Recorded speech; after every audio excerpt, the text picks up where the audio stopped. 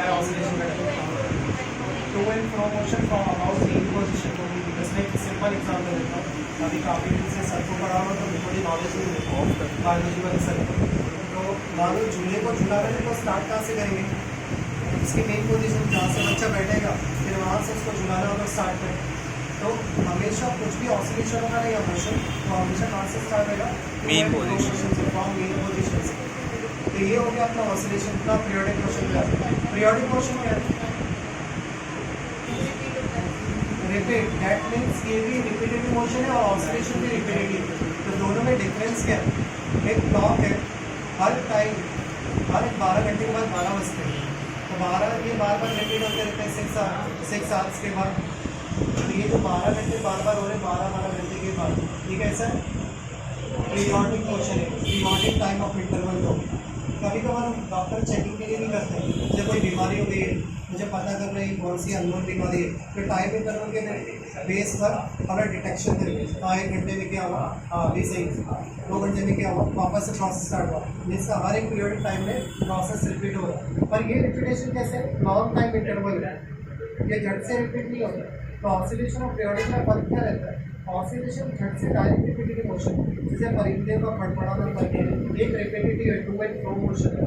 Periodic motion एक अलग ही type का रिपीटेटिव मोशन है। तो हम लोग बोल सकते हैं कि ऑसिलेटरी मोशन पीरियडिक हो सकता है बट सारे पीरियडिक मोशन ऑसिलेशन नहीं हो सकते। उसके बाद आता है सिंपल हार्मोनिक मोशन, जिसका S.H.M बोलते हैं। ये इंपॉर्टेंट है। क्या बता रहा सिंपल हार्मोनिक मोशन का डेफिनेशन? भावेश कैमरा भी मार देगा। हाँ क्या बोला? To and fro motion, simple harmonic motion भी टू एंड फ्रो मोशन। हाँ straight line along along a straight line. So simple harmonic में टाइप है linear simple harmonic motion और angular। मैं पूछ रहा हूँ what do you mean by simple harmonic motion? Which is toward the main position. No, simple harmonic motion. Simple harmonic, harmonics ये violence से है। तो अगर 7 सुर साथ में बजते तो क्या बोलते हैं? हार्मोनिक।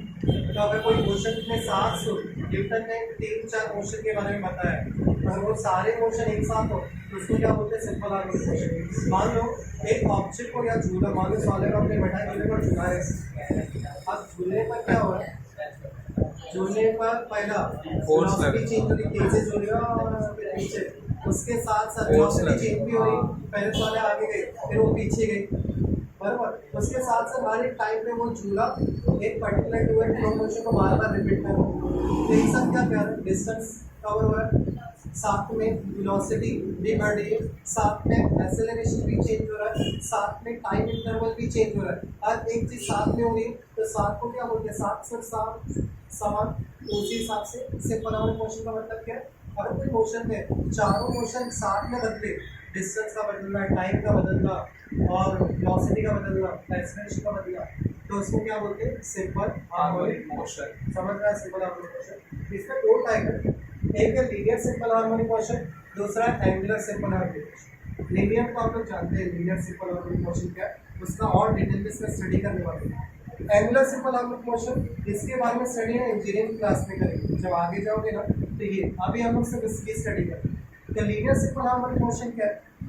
तो सेम, अगर कोई चीज लीनियर मोशन मान लो रिक्शा में ट्रैवल कर रहा था, रिक्शा वेलोसिटी, टाइम, डिस्टेंस हर एक चीज साथ में कवर करता है तो हम लोग क्या बोलेंगे? मोशन। ऑसिलेशन में रिपीटेटिव मोशन हो। तो साइंटिस्ट लोग ने सिंपल सी एग्जांपल ली स्प्रिंग की, कि वो टाइम उनके पास शायद स्प्रिंग ही था, ये फैन में आवाज उसका है फैन कर लिया है। स्प्रिंग में क्या होगा? अगर स्प्रिंग को ऐसे भी लगाया और इसको लूज किया तो स्प्रिंग अप एंड डाउन नहीं करेगा, एक तरह का टू एंड फ्रो मोशन। पहले स्प्रिंग नॉर्मल था तो उसी स्प्रिंग को मैं एक सरफेस पे रखा, सरफेस एकदम पॉलिश सरफेस है तो शुरुआत में वो मीन पोजीशन भी रहेगा, वो पोजीशन जहाँ पर वो हिला ही नहीं है, वो अपनी एक्चुअल पोजीशन। तो एक्चुअल पोजीशन से उसको पकड़ूंगा और खींचूंगा तो आगे बढ़ेगा। जैसे इसको आगे खींचूंगा तो मुझे फील होगा कि कुछ तो फोर्स है जो वो चाहता है कि वो स्प्रिंग वापस से बैक साइड जाए। वो फोर्स कैसे काम कर रही है? उस डिस्टेंस के अपोजिट काम कर रही है। एक चीज यहाँ पे क्या पता चला साइंटिस्ट को कि डिस्टेंस और फोर्स हमेशा अपोजिट काम करते हैं, पर ये एक दूसरे से डिपेंड भी है। अगर आप डिस्टेंस लगाओगे तो फोर्स भी लगेगा। मान लो एक बंदे को अगर मैं सीढ़ी पे चढ़ता हूँ तो उसके लिए भी डिस्टेंस कवर करने के लिए मुझे एक अपोजिट फोर्स लगाना पड़ता है, तभी तो हम आगे बढ़ते हैं। चलने के लिए भी क्या करते हैं, फोर्स लगाते हैं, तो अपोजिट फोर्स लगाएंगे तो डिस्टेंस कवर होता है, और डिस्टेंस के लिए अपोजिट फोर्स लगाओ, यानी एक दोनों चीज साथ में होती है। बिना फोर्स से कोई काम हो सकता है क्या? स्टडी के लिए भी तो फोर्स लगाना पड़ता है। जब तक अरे नहीं पढ़ना है, मन नहीं कर रहा है, किसका मन करता है? ये सब चीज़ में किसका भी मन देता है, तो भी करने का ही। कल टेस्ट एग्जाम है तो प्रेशर रहता है ना, नहीं करना है, तो कैसे करा देता है? That is force. उसके बाद जैसे मैं इसको लीव करूंगा, स्प्रिंग अपनी मेन पोजीशन से होते हुए वापस से एक्सट्रीम पोजीशन की तरफ पड़ेगा। तो मैं यहाँ पे वर्ड यूज करो एक्सट्रीम पोजीशन। तो दो एक्सट्रीम पोजीशन होते हैं इसके, एक जहाँ पर वो पूरा एक्सपांड होगा स्प्रिंग, एक वहाँ जहाँ पर वो पूरा दब जाएगा, ठीक है। और वो प्लेस जहाँ से वो शुरू हुआ था वो उसकी मेन पोजीशन है। तो मैंने क्या किया, उनका नाम दे दिया POR। यहाँ पे मैं ग्राफ बना दूंगा y एक्सिस और x एक्सिस। इससे मुझे क्या आइडिया मिलेगा कि मान लो अगर भावेश या कोई बोलता है अरे सर अभी मेरा स्प्रिंग एक्सट्रीम पोजीशन, मेरे को सवाल आ जाएगा एक्सट्रीम पोजीशन का मतलब क्या है, तो मेरे को बताना पड़ेगा कौन सा था, पॉजिटिव और नेगेटिव। तो पॉजिटिव और नेगेटिव चार्ज बताएंगे मेरे को। ये मेरे को किससे मिले, कार्टेशियन कोऑर्डिनेट ग्राफ की मदद से मेरे को मिल गया ये चार्ज। अब उसके बेस में मैंने P और R भी लिखा। कंप्रेशन में भी देखो फोर्स, जैसी चीज कंप्रेस हो रही स्प्रिंग, तो फोर्स कैसे लग रहा है, फॉरवर्ड, और डिस्टेंस कैसे कर हुआ है, इनसाइड, दोनों अपोजिट है। तो force and distance all are depend each other but in opposite direction. Negative. तो यहाँ से एक साइंटिस्ट को नॉलेज क्या मिली कि force is directly proportional to distance. Distance को डिस्प्लेसमेंट बोल सकते हैं, दोनों एक ही में माइनस की लगा तो फिजिक्स के अंदर माइनस साइन अपोजिट साइन को बनता है। अब जाहिर बात है इस प्रोपोर्शनलिटी साइन को हटाएंगे तो वहाँ पे क्या आ जाएगा, k आ जाएगा। f is equal to kx, अपने को इक्वेशन दी। यहाँ तक क्लियर है? यहाँ पर इसकी डेफिनेशन दी है। आई होप स्प्रिंग वाला पार्ट क्लियर हो गया होगा। अभी एग्जाम में कभी आता है explain the differential equation of linear system, तो आप लोग को यहाँ से स्टार्ट नहीं करना है, इधर से स्टार्ट करना है, पर ये रिटर्न दोगे तो अच्छा है। और आया तो डायरेक्टली 5 मार्क्स ले आएगा, तो आएगा ही। नेक्स्ट पर न्यूटन बाबा ने क्या बताया था, न्यूटन ने बोला था कि फोर्स की जो इक्वेशन है वो मास इनटू एक्सेलरेशन। स्प्रिंग के बेस पे भी फोर्स की इक्वेशन करेक्ट है, न्यूटन ने भी बराबर बोला, क्योंकि न्यूटन ही जिसने सारा चीज बताया, वेलोसिटी के बारे में, एक्सेलरेशन के बारे में, डिस्प्लेसमेंट के बारे में, हमें पता ही नहीं कि मोशन कैलकुलेट कैसे करें। ठीक है, तो उस बेस पर मेरे को मिला क्या, force equal to mass into acceleration. क्या मैं इसको ऐसे लिख सकता है, acceleration equal to force upon mass? से मैंने थोड़ा सा शिफ्टिंग की। उसके बाद मेरे पास फोर्स की इक्वेशन है, क्या आया था, माइनस k अपॉन m। अब यहाँ पे साइंटिस्ट क्या करें, सपोज करते हैं जो ओमेगा है वो square root k upon m। इस स्क्वायर रूट को मैं इस तरफ पे दे दूं, ये हो जाएगा omega square is equal to k upon m। तो यहाँ पर ओमेगा स्क्वायर दिखा है, इसकी जगह मैं क्या लिख दूंगा, k upon m, sorry k upon m पहले से दिया था, उसकी जगह मैं क्या लिख दूंगा, ओमेगा स्क्वायर। तो मेरे को फोर्स क्या मिल गया, माइनस ओमेगा स्क्वायर। अब यहाँ से डेरिवेशन स्टार्ट, एक्सप्लेनेशन क्लियर है। डिफरेंशियल इक्वेशन निकालना है, डिफरेंशियल मतलब वो मैथ्स में जो निकालते हैं ना डेरिवेटिव, वो बनाएंगे। तो मेरे पास पहली इक्वेशन जो स्प्रिंग के बेस पे मिली, force is equal to minus kx। Second Newton लेकिन क्या बोलता है, फोर्स बराबर है मास इनटू एक्सेलरेशन, दोनों ही करेक्ट है। एक्सेलरेशन क्या होता है, change in velocity upon time, और वेलोसिटी क्या होता है, distance upon time change in distance. अगर मैं इसको भी इसके साथ पुट करूं तो 2d हो जाएगा d square x, dt dt मिलकर dt स्क्वायर। तो मैं एक्सेलरेशन की जगह पर ये पुट कर सकता हूँ क्योंकि ये इसी से मिलकर बना हो, तो इसकी जगह में क्या ले लूंगा, ठीक है। चलो वो पार्ट बाद में पुट करेंगे। पहला दोनों फोर्स करेक्ट है, दोनों बराबर है, अगर दोनों बराबर है तो दोनों की वैल्यू भी बराबर होगी। एक्सेलरेशन क्या मिला, d square x upon dt square, minus के एक्स, क्या कट सकता है, कुछ कट सकता है तो काटो, नहीं होता है तो मत काटो। माइनस के एक्स को इस तरफ भेज दो तो प्लस के एक्स अपॉन एम हो जाएगा। एम यहाँ पर पहले से था, क्या करेंगे, उस एम को हटाना पड़ेगा, तो डिवाइड बाय एम कर देंगे। तो डिवाइड बाय एम करने पर ये वाला एम चला जाएगा और इस पर एम नीचे आ जाएगा, राइट साइड में कुछ नहीं बचा, मतलब 0। नेक्स्ट थिंग, हमें पता है k अपॉन एम क्या है, k upon M omega square, तो उसकी जगह पे omega square X equal to 0। तो मेरे पास दो डिफरेंशियल इक्वेशन है, दोनों में से कोई एक यूज करेंगे। अब सबसे पहले इस चैप्टर में एक चीज़ याद मैंने बताया है, कोई भी कॉन्सेप्ट स्टार्ट होगा, चाहे पेंडुलम हो, चाहे स्प्रिंग का हो, चाहे वो प्रोजेक्टाइल हो, अगर कॉन्सेप्ट स्टार्ट किया तो तुमको उसकी वेलोसिटी, डिस्प्लेसमेंट और एक्सेलरेशन तीनों फाइंड करना पड़ेगा।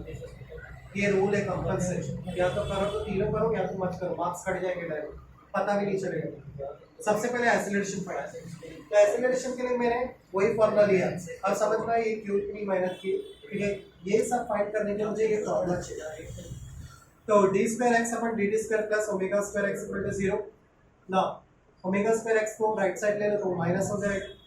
नेक्स्ट क्या किया, D square X upon D T square में को क्या मिला था, ए मिला था, तो A is equal to minus omega square X हो जाएगा।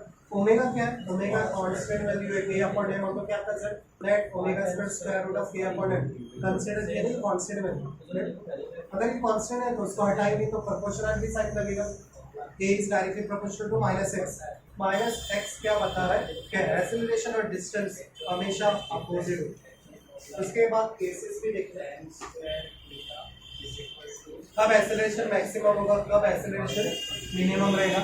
तो फर्स्ट केस, जब मेन पोजीशन x की 0 रहेगी, जब मेन पोजीशन में तुम्हारा ऑब्जेक्ट रहेगा तब उसने डिस्टेंस कुछ कवर किया है क्या, नहीं, तो डिस्टेंस क्या रहेगा 0।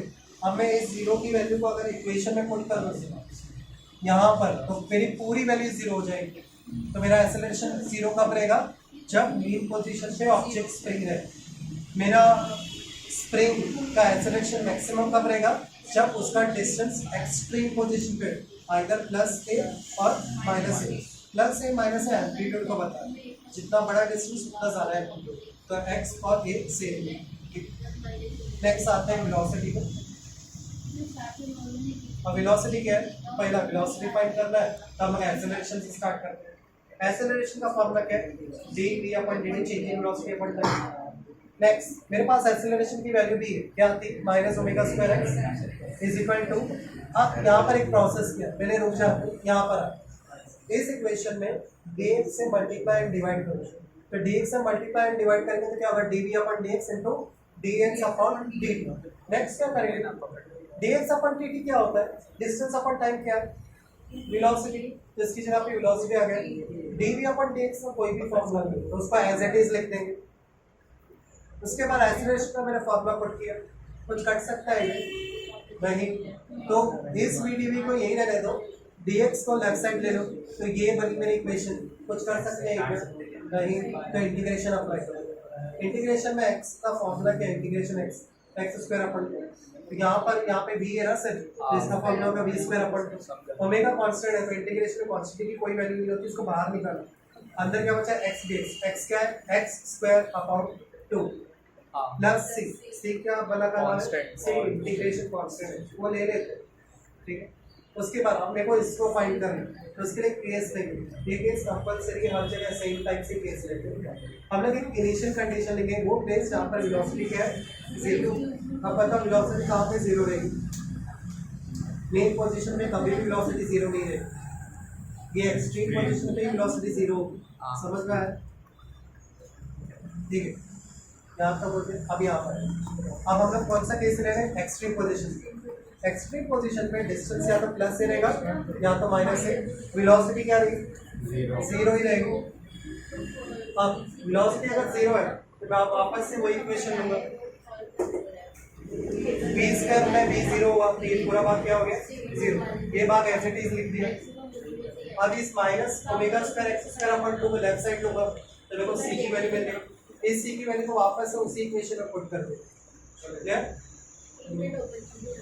यहाँ पर जैसे यहाँ पे पुट करेंगे तो क्या मिलेगा अपने को equation, v square upon 2 minus omega square x square upon 2 plus ये वाला भाग हम लोग ने फाइंड किया। अब सब में बताओ सर कॉमन क्या है, 2 काट दो उसको। उसके बाद v square equal omega square सब में कॉमन, आउटसाइड निकालो।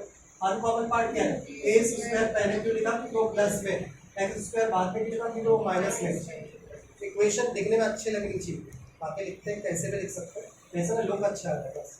अब ये v स्क्वायर का स्क्वायर राइट साइड करेंगे तो ये ओमेगा हो जाएगा, इसका स्क्वायर नहीं निकालेंगे, रूट लगाएंगे, हाँ प्लस माइनस साइन, तो इससे रिप्रेजेंट कर रहे हैं प्लस और माइनस दोनों में वेलोसिटी हो सकती है, पॉजिटिव भी और नेगेटिव। क्लियर। अब वेलोसिटी का भी केस देखते हैं, कब वेलोसिटी मैक्सिमम रहेगी, कब मिनिमम रहेगी। कौन सा प्लेस है जहाँ पर वेलोसिटी मैक्सिमम रहती है, मेन पोजीशन, वो प्लेस है जहाँ पर झूला रुकता नहीं, एक ही जगह रुकता है, आगे जाता है, फिर रुकने की वजह से क्यों पीछे आता है, मतलब रिपीटेशन होगा कैसे। तो पहला पोजीशन मेन पोजीशन पे वेलोसिटी क्या है मैक्सिमम, पर वहाँ पे डिस्टेंस क्या होता है 0 हो, करेक्ट। तो ये 0 हो गया तो मेरे को इक्वेशन क्या मिलेगी प्लस एक माइनस, 0 तो नहीं आया ना, मतलब मेरी वेलोसिटी मैक्सिमम। मेरी मिनिमम वेलोसिटी कहाँ मिलेगी एक्सट्रीम पोजीशन पे, ठीक है, वहाँ पर x की वैल्यू क्या रहेगी प्लस माइनस ए। अब सारी बात है ये भी a है, ये भी उसी a को रिप्रेजेंट कर रहा है, a माइनस a मिलकर क्या हो जाएगा 0। समझ में आया। Now last part displacement. अब मैंने वेलोसिटी की इक्वेशन से डिस्प्लेसमेंट निकाल दिया। वेलोसिटी का फॉर्मूला क्या है dx upon dt, distance upon time. Next इन इस root a square minus X square को लेफ्ट साइड लेंगे और dt को राइट साइड। अब इसमें इंटीग्रेशन अप्लाई करें। अब इसमें स्पेशल कंडीशन है 1 upon root a square minus X square का फॉर्मूला है, उसमें मैं कुछ नहीं कर सकता, इंटीग्रेशन का फॉर्मूला है वो क्या है sine inverse x upon a। अब ओमेगा का कांस्टेंट है, आउट कर दो उसको, dt का क्या हो जाएगा t प्लस अल्फा। अल्फा क्या है इंटीग्रेशन कांस्टेंट। इस बार मत सॉल्व करो, अब सवाल है कि पहले सी लिए थे इंटीग्रेशन कांस्टेंट के लिए, इस बार हम लोग ने अल्फा क्यों ले लाएगा, अल्फा क्यों लिए ताकि कंफ्यूजन ना हो, हर जगह साइन एक जैसे लगे। इसके बाद क्या करेंगे, अगर मैं साइन इनवर्स को, साइन इनवर्स का मतलब क्या है 1 अपॉन साइन, अगर राइट साइड ले लो तो साइन हो जाएगा sine omega T plus alpha. A को भी इधर ले लो तो x equal to a sine omega T plus alpha मिल गया डिस्टेंस का फॉर्मूला। क्लियर। हाँ इसमें भी केसेस है, हमें तक गया केसेस देखने का, ठीक है। जरा गो थ्रू करो केसेस में कोई डाउट है क्या, तो इसमें 2 केसेस हैं, एक में फॉर्मूला बन रहा है और एक में देखो मेन पोजीशन के बेस पे फॉर्मूला। जरा गो थ्रू पर ये इंपॉर्टेंट है, ठीक है। आगे जो करते हैं ना मेन मोशन ये इसके बिना नहीं होगा, ठीक है।